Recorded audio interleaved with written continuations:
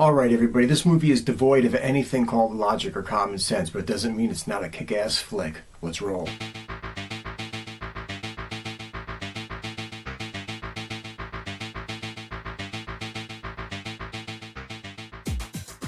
Alright, as always, we're going to go to the trailer for 1977's Empire of the Ants. Let's kick it. Of all history's prophets, none has a greater degree of credibility than H.G. Wells. With his predictions of moon landings, ray guns, sonic signaling devices. Is Wells right again in his prediction of dangers to come in Empire of the Ants? In this fantastic tale, Wells tells the chilling story of a colony of ants who feed on atomic waste, causing them to grow into large, voracious monsters. Ah, let's get out of here, come on! And these giant ants are actually able to control humans. He needs us. That's why it has to be this way. Why we must obey. At first, the people don't understand. They must be forced into submission. After their indoctrination, they realize that the ants only want us to take care of them and work for them, feed them. That's the way it should be, for they are superior.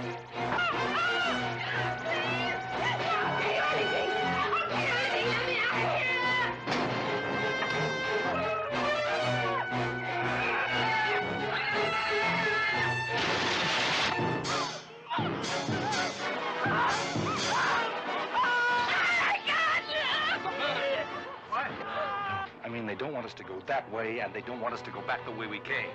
My God, they're hurting us like cattle!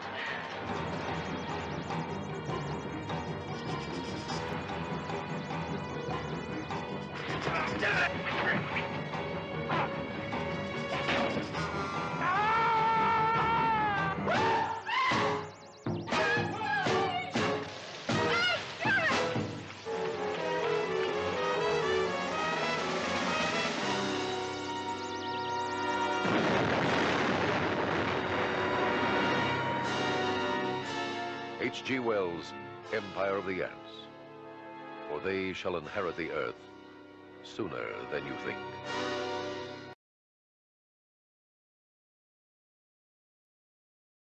Okay, this motion picture was directed by Bert Gordon. Bert Gordon made numerous weird little sci-fi flicks. He did movies like, right when he did this, the very year before he did this, he did the classic Food of the Gods, which we are going to also review at another point in time.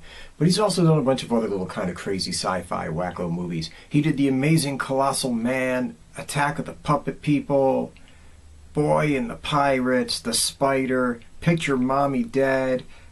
He did The Magic Sword. He also did Village of the Giants, which is a classic that we're also going to cover. I loved Village of the Giants. The funny thing is, a lot of his movies had to do with somebody or something growing large. Village of the Giants, a bunch of teenagers who ate this goo and they grew large. And you had Food of the Gods, where all the rats and the chickens ate the crap and they grew big. And you had The Amazing Colossal Man. For some reason, if it was a movie with a bunch of things that got mutated and turned into giants, Bert Gordon was the man.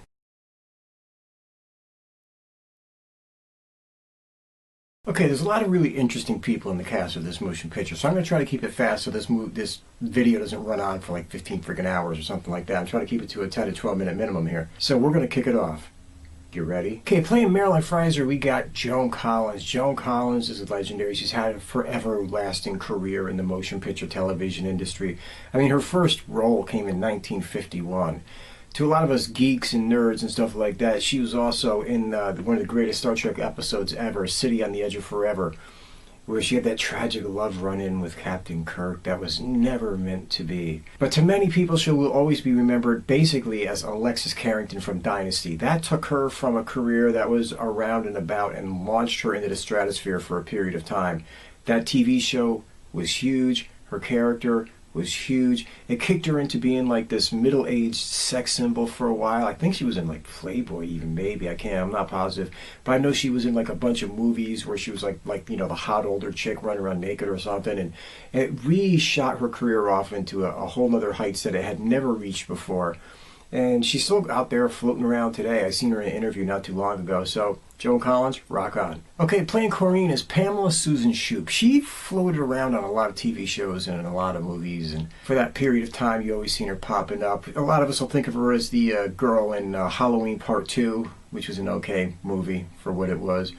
But she was in other stuff beyond that. She was in a massive amount of TV shows. Everything from The Rookies and Mod Squad and Mannix and Emergency and Wonder Woman and The Incredible Hulk. And she was one of the Dallas Cowboys cheerleaders in that movie. She was just popping up a lot back at that period of time in the 70s, early 80s. I don't know what really became of her career that much after that. I know she was on, Knight Rider and a bunch of TV shows. I think she just kind of just fell off the map in the mid-90s. I'm not really sure what happened to her. I'm not really sure where she went, but you see her face, you knew her around back in the day. And playing Joe, the late John David Carson. John David Carson was another one of those guys. He was on a massive amount of TV shows. One of the things he's going to pop up again, and we're going to do another motion picture at some point, it's the Creature from Black Lake, which was a great Bigfoot type movie in the vein of Bogey Creek and everything like that. Not a docudrama, it was more like a straight flick. But it was a really, really cool, fun movie that we're going to cover. But he was in that. He was also in massive amounts of TV shows. He was on stuff like Room 222, Medical Center, Insight, Taxi, Chips, The Fall Guy, Three's Company, Simon and Simon. He was on Falcon Crest. He was in Pretty Woman, the motion picture of all things. So he had a career that went a long time. He died relatively young, I think in his 50s a few years ago. I'm not really exactly sure what he passed away from. I probably should have looked it up before I did this. But he was one of those actors. He was in a lot of TV shows. A lot of TV shows and movies for that period of time. So it's a sad thing he's gone, but man, anybody from that era remembers his face. Okay, playing Larry is Robert Pine. My God, Robert Pine.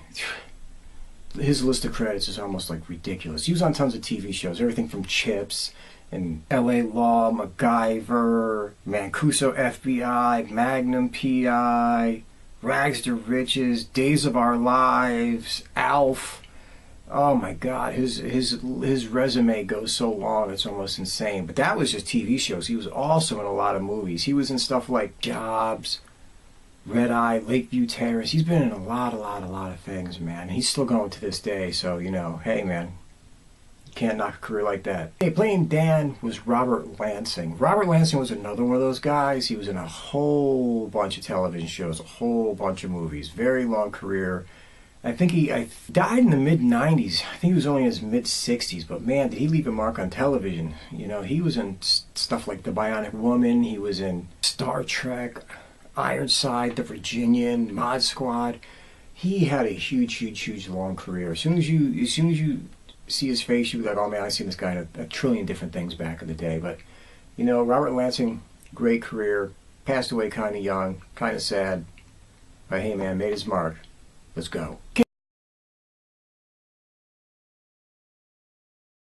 Okay, the movie starts out kind of like a third-grade student film or something like that. You're watching this documentary that talks about ants and how they organize and how they can communicate and how they can wage war, and they're very much like humankind in a lot of different ways, except that they live on a scale that's very, very small. And they literally have this way of communicating through pheromones and all this other interesting kind of stuff, and you're watching that and you're like, okay, that's kind of cool. Why am I watching this documentary made in a third-grade classroom? And boom, that's really just put there just to give you a sense of how dangerous these things could be if they were the size of Volkswagens or something. I don't know. But that's the starting point for the movie. And then you cut into what is the movie proper. And the movie proper starts off with a bunch of guys on the back of a boat, and they're in hazmat suits, and they're just dropping toxic waste into the ocean, much like a World War II destroyer would while trying to blow up submarines or something. I mean, they're literally rolling them in like that. I don't know, but whatever. They're dropping them into the ocean, and next thing you know, these things are being, washed up on shore, I guess, or at least one of them washed up on shore. I guess taking toxic waste out to the middle of the ocean and dropped it in and thinking you're going to hide it doesn't quite work. It just, at some point, walks back up on shore. Whatever. But when it does, it gets up there and you can see that this barrel is leaking toxic ooze, which looks incredibly just like silver paint through a couple of drilled holes. It is what it is. Come on, enjoy it. And from there you realize that the ants get into it and somehow the ants grow to be superhuman size. even though it's kind of like leaking on the beach, I mean, wouldn't the crabs find it first? And you have like a giant crab, like the size of a school bus or something, and wouldn't a fish got to it where it was, you know, you'd have a fish like the size of a friggin' Toyota? Why ants? Whatever. From there on, I can sum up the rest of this movie in about a minute. Joan Collins is this real estate lady selling people condos and property and all this other kind of crap. But it's a shady deal. The stuff isn't, the pipes aren't really in there. Everything is just a fraud. She's just a money-marking scheme. She's ripping people off for cash, selling them property that isn't even developed. And you see her lead these people, and they're going on this adventure to go see these shitty properties that ain't going to amount to anything. From there on out, they run into gigantic, pissed off, large, angry ants. And that's basically the rest of the motion picture, is them trying to get away from all these ants that are hunting them down in the middle of this island. And they're running. I mean, that's the whole movie, just the people trying to get the hell away from the ants. But the best part of this movie is, they actually, and I don't even know if I want to tell you this much because it might kill something, but they actually come across a town. And then that's where this movie takes kind of a decided shift, which is kind of cool, completely ridiculous, but it's kind of, now it's completely ridiculous, but it's kind of cool, where they go to this town and they run into these people and nobody is really acting correctly. Nobody is like really acting the way they should be reacting. They're trying to tell them what's going on. Everything's like, it's just, it doesn't make any sense. But then they find out that there's a little bit of invasion of the body snatchers going on. I don't want to tell you exactly what it is, but there's a little bit of mind control going on with the people in the town, and it's being controlled by the Queen Ant. It's completely stupid, but strangely entertaining and fun.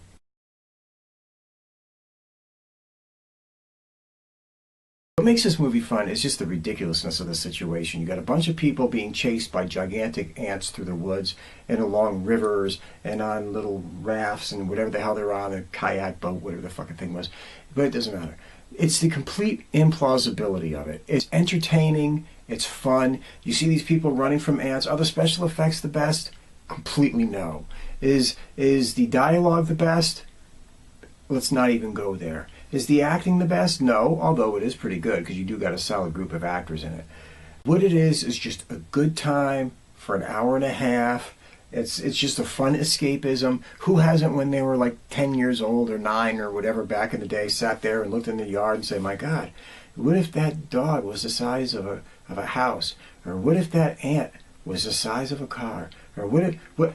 That's all this movie is. It's just playing into that. And there was a big rush of that kind of stuff in the 70s, where you had all these movies about animals just getting big. You had this, you had Food of the Gods, you had Night of the Lepus, you had all these things where like people were being chased by rabbits and chickens and rats and bunnies and spiders and ants, and you know, it's a throwback to like the original Them from I think it was the 50s. They made that thing, which was about the giant ants out in the desert after the radioactive stuff, which we will be covering because that movie is phenomenal. And it's just a throwback to the old school motion pictures where there's like giant spiders or giant ants or whatever the hell it is attacking a town and people running for their lives. That's all it is. It's plain, it's simple. It was a 70s version of a 50s theme, and it was done well enough to be enjoyable, and it was done well enough to be fun and watchable and just feel like, hey man, if I was rolling for this, I'd be that guy or I'd be that girl. And it was just a good escapism time, you know what I mean? And the whole town being slightly overtaken and mind control and whatever, like, just threw in another element. Completely implausible and stupid, I get it, but it was still fun and entertaining. Watch Empire of the Ants. You won't regret it. It's a fun little time. Throw it on in an afternoon. You got nothing going on, and you'll get into it. Have a good time, people. Out of here.